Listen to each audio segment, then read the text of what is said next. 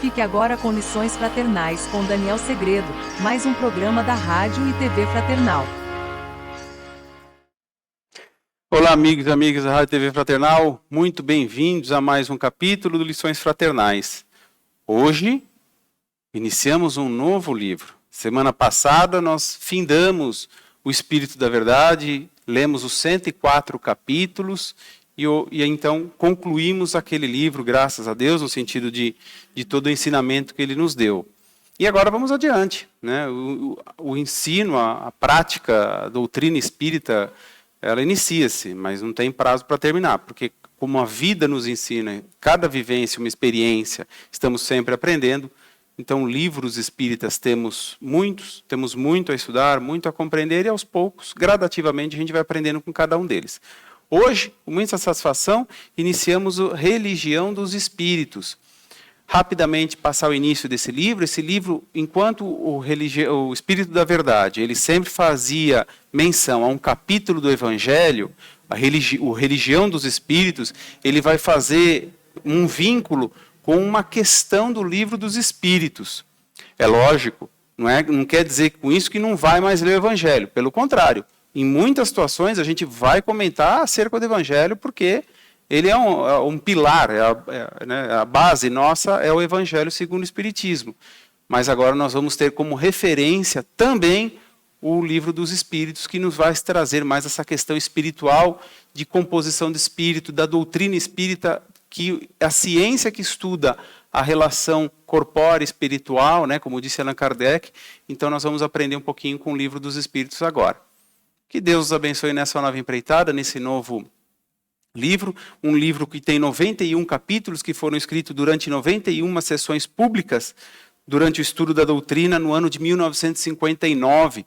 Ele é psicografado por Chico Xavier, pelo Espírito de Emmanuel, que foi passando essas informações. Então todos os capítulos são de Emmanuel. Não é como o Espírito da Verdade, que cada capítulo era um espírito. Esse aqui, o livro inteiro, a obra inteira foi de Emmanuel. Né? E o próprio Emmanuel diz no prefácio que nem literatura, nem artifício, nem propaganda, nem exegese, ou seja, o estudo aprofundado do livro, não é isso que ele quer dizer, mas simples comentário em torno da substância religiosa de O Livro dos Espíritos, em cujo texto Allan Kardec fixou a definição da nova luz.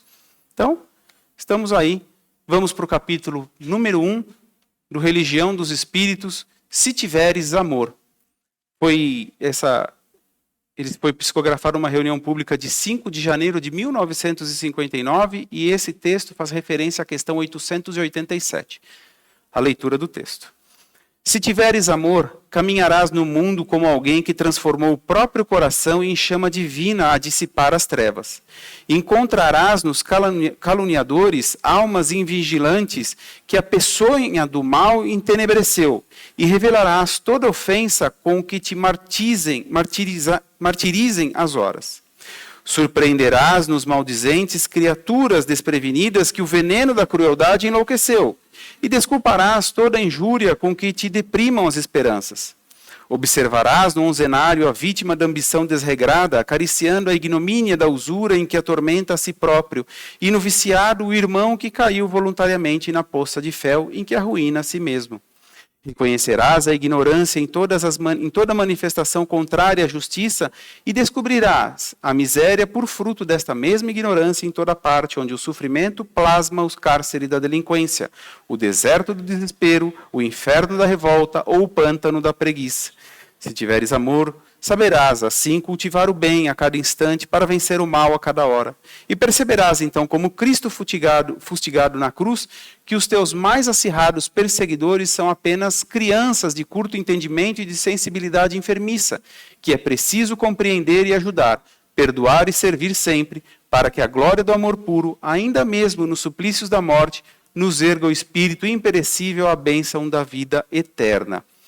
Vejam só, começamos aqui então o capítulo 1 da Religião dos Espíritos, se tiveres amor, a questão 887 do Livro dos Espíritos, que é a pergunta: Jesus também disse, amai os vossos inimigos. Ora, o amor aos inimigos não será contrário às nossas tendências naturais e a inimizade não provirá de uma falta de simpatia entre os espíritos? Resposta: certo, ninguém pode votar aos seus inimigos um amor eterno e apaixonado.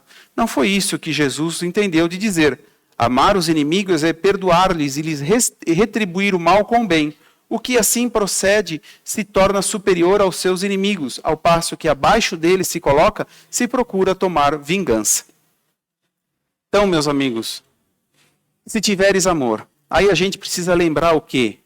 Que ele começa dizendo, se tiveres amor, caminharás no mundo como alguém que transformou o próprio coração em chama divina a dissipar as trevas. Essa pergunta 887 que o Allan Kardec fez aos espíritos e deu essa resposta, eles queriam dizer o quê? Que com o amor, né, o sentido que eles deram, o amor é aquilo que nós já dissemos em lições passadas. Não somos repetitivos. A questão não é essa, lembre-se sempre disso. Nós é que somos teimosos na perseguição, ou seja, na manutenção da nossa melhoria. E a lição sempre volta. Então, se tiveres amor, o amor é aquela árvore frondosa de onde vai brotar o que nós já vimos. Perdão, tolerância, paciência, compreensão, tudo isso vai vir através do amor. Então, tudo pauta do amor. A lei principal de Deus, qual é? O amor. Então, quando nós tivermos esse amor, ele vai se tornar uma prática diária. Mas nós temos que exercitá-lo no dia a dia para que ele se torne um hábito. Essa é a lição que vai ficar aqui.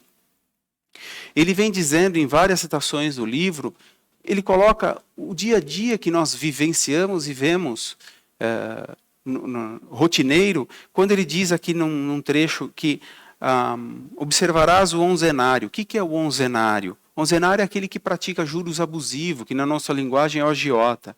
Né? Observarás no onzenário a vítima da ambição desregrada.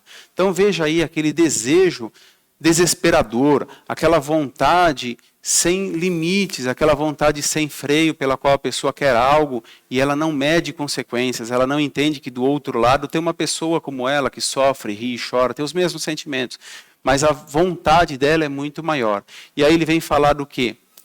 Ele vem falar que acariciando a ignomínia da usura em que atormenta a si próprio. Ignomínia significa desonra, vergonha, e usura é os juros abusivos que ele cobra. Então, quer dizer, se eu tiver amor, se eu colocar um pouco de amor naquilo que eu faço, eu posso ponderar muitas dos meus desejos, das minhas tentações. E então, a ganância daquela criatura que torna-se cega por conta dessa vontade, dessa ganância, e não vê o que existe além do outro, não vê o que existe além de uma outra pessoa como ele, e pensa que só nos seus interesses, se fecha no mundo do egoísmo, não é verdade? E como dessa maneira vem a questão, que é colocada aqui a 887, o que Jesus quis dizer sobre o amor? Amar o inimigo, para nós é muito difícil. Amar o próximo, a gente tem uma certa tolerância.